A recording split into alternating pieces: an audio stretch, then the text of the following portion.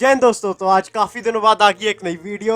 बहुत controversial topic है रे बाबा। अरे बाबा टाइम बहुत खराब आ गया है। चलो फिर करते हैं the new OTT rules. Hello what's up everyone, this is Raju Bharti लेकर आए एकदम झकासी वीडियो बहुत धांसू बनी है। तो वीडियो चल के देखो, गर्दा उड़ा दो गर्दा। भाई का चैनल है, सब्सक्राइब कर दो, लिंक डिस्क्रिप्शन में दिया गया। इंस्टा और फेसबुक पे जाओ, फॉलो कर लो। मिलते हैं वीडियो के बाद। वीडियो बहुत धांसू बनी है यार, तो शेयर कर दिया करो, वीडियो को शेयर करो। चलो वीडियो दिखाते हैं। नहीं ऐसा कुछ नहीं, सीरियस वीडियो है, सीरियसली देखो।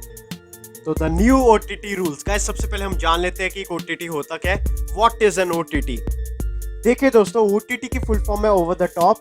मतलब आसान भाषा में बताऊं तो वो सर्विस जो आप बिना किसी केबल टीवी या सैटेलाइट के देख सको, उसे कहते हैं ओटीटी प्लेटफॉर्म। जैसे नेटफ्लिक्स,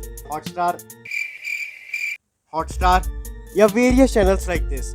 इनमें हमें किसी केबल टीवी या सैटेलाइट कनेक्शन की जरूरत नहीं पड़ती। We can watch our favourite shows over the internet. हाँ, तो रिसेंटली मार्च में सरकार ने कुछ नए रूल्स निकाले, द इंफॉर्मेशन टेक्नोलॉजी रूल्स 2021, जहाँ सरकार ने कुछ गाइडलाइंस इशू की है इन ओटीटी प्लेटफॉर्म्स के लिए कि अगर आपको इंडिया में बिजनेस करना है तो आपको कुछ चीज़ों का ख्याल रखना पड़ेगा। हाँ, ये इन रूल्स को सरकार ने ऐसे ही नहीं बना दिया, इन रूल्स को बनाया गया है द इंफॉर्मेशन टेक्नोलॉजी एक्ट को देखते हुए। आपके दिमाग में आ रहा होगा कि ये नए रूल्स है क्या। हाँ, तो इन रूल्स को मैं दो सब डिवीजन में डिवाइड करूँगा। पहला द ओटीटी गाइडलाइंस और दूसरा द सोशल मीडिया गाइडलाइंस। तो ओटीटी गाइडलाइंस में बेसिकली 3 रूल्स हैं। पहला, एज रिस्ट्रिक्शन एंड रेगुलेशन। हम देखते हैं कि ऑन नेटफ्लिक्स खुलेआम हर तरह की मूवी मिल जाती है, जैसे 18+ भी मिक्स्ड होती है उनमें। तो गवर्नमेंट इज आस्किंग कि आप इन चीज़ों को एक सब डिवीजन में डिवाइड करिए और रेगुलेट करिए प्रॉपरली। सेकेंड चीज़ है रेगुलेशन और रिलीजियस सेंटिमेंट्स। आजकल हम देख रहे हैं कि इंडिया में एक ट्रेंड सा बन गया है कि लोगों के रिलीजियस सेंटिमेंट्स को हर्ट करना is equal to controversy and controversy is equal to more views. तो सरकार ने बेसिकली ये एक ओटीटी प्लेटफॉर्म्स को गाइडलाइंस दी है कि आप उसके अकाउंट को टेक डाउन करिए, उस चीज़ को टेक डाउन करिए जो किसी के रिलीजियस सेंटिमेंट्स को हर्ट करती हो। जैसे ओवर द पीरियड हमने देखा कि कुछ मूवीज जैसे तांडव या असुटेबल बॉयज आई, जहाँ पे एक मंदिर में किसिंग सीन दिखाया जा रहा है, जिससे लोगों के रिलीजियस सेंटिमेंट्स को बहुत हर्ट होता है। थर्ड चीज़ है मिसलीडिंग कंटेंट। अब मिसलीडिंग कंटेंट होता क्या है वो आप आगे वीडियो में जानेंगे। गाइस, अब बात करते हैं the new social media guidelines की। इस चीज़ में सबसे बड़ी या सबसे कंट्रोवर्शियल गाइडलाइन है आइडेंटिफाइंग द फर्स्ट ओरिजिनेटर। कल को अगर मैं किसी को कोई मैसेज करता हूँ जो अनलॉफुल है तो मेरे को आइडेंटिफाई किया जाएगा, मेरे अकाउंट को टेक डाउन किया जाएगा। और ये सरकार नहीं बल्कि वो ऐप कंपनी खुद करेगी, जैसे व्हाट्सएप या फेसबुक। तो कल को अगर मैं कोई फेक न्यूज़ स्प्रेड करता हूँ जो फॉरवर्ड हो के इतनी बड़ी बन जाती है कि वो कॉन्स्टिट्यूशन को वायलेट करे, तो मेरे को आइडेंटिफाई किया जाएगा, मेरे अकाउंट को टेक डाउन किया जाएगा और मेरे खिलाफ एक्शन भी लिए जा सकते हैं। तो लिटरली ये रूल सरकार को ये ताकत देते हैं कि वो किसी भी कंटेंट को जो इन गाइडलाइंस के अगेंस्ट हो उसे ब्लॉक करवा सकती है। देखिए, अगर द ट्रुथ बिहाइंड मैंने इस चैनल का नाम रखा था तो सिर्फ इसलिए रखा था कि आपको किसी भी चीज़ की दोनों साइड्स के बारे में पता चले, आप किसी भी चीज़ के पीछे का सच जान सको। आजकल सोशल मीडिया या मीडिया ऐसे हो गया कि वो हमेशा एक साइड दिखाते हैं, पर मेरा हमेशा ये मोटिव रहता है कि मैं आपको दोनों साइड दिखाऊं और फिर आप पे छोड़ दूं कि आप कौन से ओपिनियन पे रहना चाहते हैं। वैसे आप सबके मन में एक क्वेश्चन आ रहा होगा कि ये पॉलिसी सिर्फ इंडिया में लाने की क्यों ज़रूरत पड़ी। तो ऐसा नहीं है, ये पॉलिसी सिर्फ इंडिया में इम्प्लीमेंट नहीं करी जा रही, ये policy Europe, USA, Australia, Malaysia और साउथ कोरिया में भी इम्प्लीमेंट करी जा रही है। गाइस, मैं आपको कोई पॉइंट ऑफ व्यू नहीं दूंगा, मैं आपको खुद ये मौका दूंगा कि आप दोनों साइड्स को देखो, परखो और फिर अपना ओपिनियन बनाओ। कई लोग आजकल इंटरनेट पे बोल रहे हैं कि ये लॉज अनकॉन्स्टिट्यूशनल है, ये आर्टिकल 19 फ्रीडम ऑफ स्पीच के अगेंस्ट जाते हैं। तो ये कुछ हद तक सही भी है और कुछ हद तक गलत भी। गाइस, आजकल हम देख रहे हैं कि ओवर द इंटरनेट कैसे मासेस को इंस्टिगेट किया जाता है कि आप कोई अनकॉन्स्टिट्यूशनल एक्ट करो। जैसे पिछले साल ही हमने देखा कि महाराष्ट्र के पालघर में कुछ लोगों ने व्हाट्सएप पे फेक न्यूज़ फैला दी कि लोग आते हैं और बच्चों को किडनैप करके लेके जाते हैं, जिसके चलते कुछ साधुओं की मॉब लिंचिंग हो गई और मॉब के खिलाफ तो कोई एक्शंस ले नहीं सकते। तो वहाँ पे इस रूल की बहुत ज़रूरत थी कि आइडेंटिफाई किया जाए कि फर्स्ट ओरिजिनेटर कौन था, पर वो मामला भी रफा दफा हो गया। बाद में हमने देखा कि लोग व्हाट्सएप पे कई ग्रुप्स बनाने लगे जो एक सर्टेन कम्युनिटी को टारगेट करते थे और लोगों को उकसाते थे कि वो कोई गलत काम करे। जैसे बॉयज़ लॉकर रूम का मामला।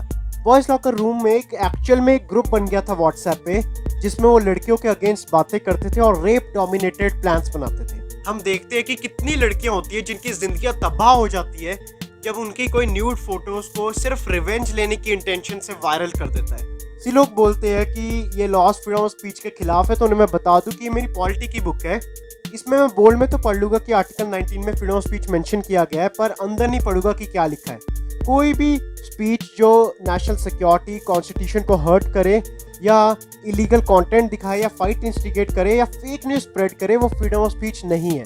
तो कल परसों इंस्टाग्राम पे मुझे कोई दिख रहा था कि फेक न्यूज़ स्प्रेड कर रहा है और मैंने जब उन्हें काउंटर किया तो वो मुझे ही फ्रीडम ऑफ स्पीच का ज्ञान फैलने लगा। तो मैं बता दूं कि भाई ये फ्रीडम ऑफ स्पीच नहीं है कि आप फेक न्यूज़ स्प्रेड करो। मैं आपके खिलाफ कंप्लेन कर सकता हूँ पर मैं करूँगा नहीं, क्योंकि वकीलों के पास वैसे ही बहुत केस है और इस वीडियो के बाद आप खुद ही समझ जाओगे।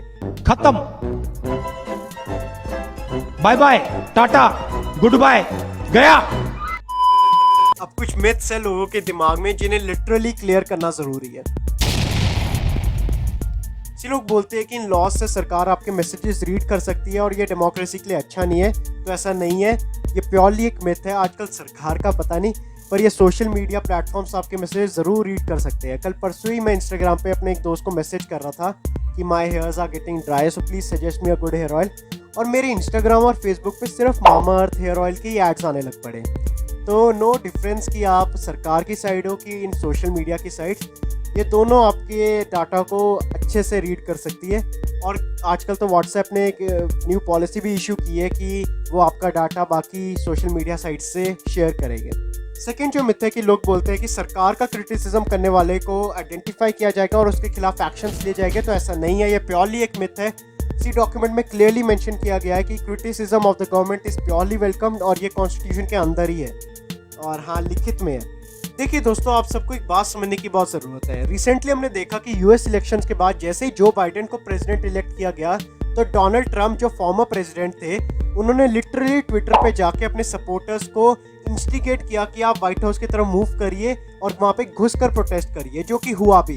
तो इसको देखते हुए ट्विटर ने डोनाल्ड ट्रंप के ट्विटर अकाउंट को ही ओवरऑल बैन कर दिया, जो कि मेरे मायने में बिल्कुल सही था, क्योंकि ये क्लियर वायलेशन था फ्रीडम ऑफ स्पीच और एक्सप्रेशन का। आजकल हम देख रहे हैं कि इंडिया में भी आए दिन कितने पॉलिटिकल लीडर्स अपने बयान देते हैं जो किसी वायलेंट प्रोटेस्ट को इंस्टिगेट कर सकते हैं, जैसे ये टूल किट का मामला।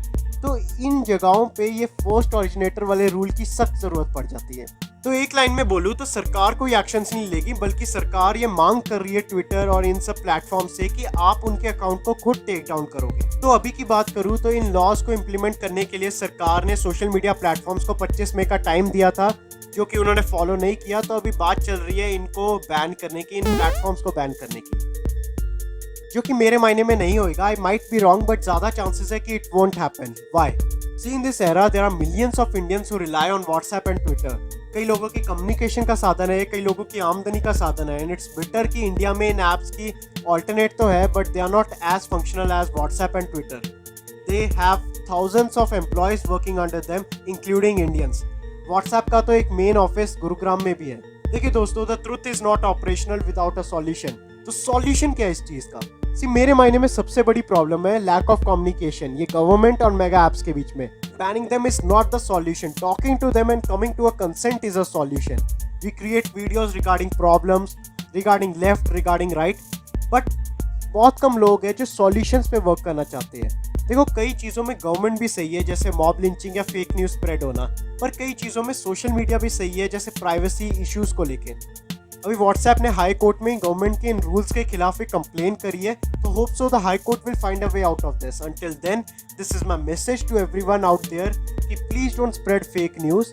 देखो, ये हम ही है जिनके वजह से आजकल ऐसे लॉज आ रहे हैं, आजकल ऐसे रूल्स आ रहे हैं। तो प्लीज़ ऐसा ना करिए, किसी चीज़ को एक पॉइंट ऑफ व्यू से ना देखिए, हमेशा दोनों साइड्स देखिए और फिर अपना ओपिनियन बनाइए। इन्फ्लुएंस गवर्नमेंट की वो व्हाट्सएप के दिए टर्म्स पे बातें करे, and at the same time WhatsApp को भी समझना पड़ेगा कि फेक न्यूज़ के आधार पे मॉब लिंचिंग होना या किसी की लाइफ तबाह होना या नेशनल सिक्योरिटी पे खतरा आना, ये सिर्फ इंडिया में बहुत बड़ा इशू है। तो ये चीज़ें व्हाट्सएप को भी समझनी पड़ेगी, and only WhatsApp and social media is responsible for that. हमें समझना पड़ेगा कि इस देश में कई ऑर्गेनाइजेशंस हैं और इस देश के बाहर भी कई ऐसी ऑर्गेनाइजेशंस हैं जो इस देश को अंदर से खोखला बनाना चाहती है। मुझे आपसे लड़ा के, आपको मुझसे लड़ा के, हम सबको आपस में लड़ा के। तो प्लीज़ ऐसा ना होने दीजिए। Keep your national interest above everything. इस इशू को देखते हुए मेरे मन में सिर्फ एक सवाल आता है कि if you buy a self driving vehicle और उसका एक्सीडेंट हो जाता है, तो who is responsible, the owner of that vehicle और the company who made it? ये टॉपिक भी कुछ इसी टाइप का ही है। कमेंट सेक्शन पे अपने व्यूज़ ज़रूर शेयर करना। I would love to read them. Until then, please subscribe to this channel the truth behind, और ऐसे ही मैं रिसेंट इश्यूज़, अवेयरनेस टॉपिक्स पे वीडियोस निकालता रहूँगा। शेयर करना, लाइक करना और सब्सक्राइब करना। Thank you very much and this is the truth behind signing of.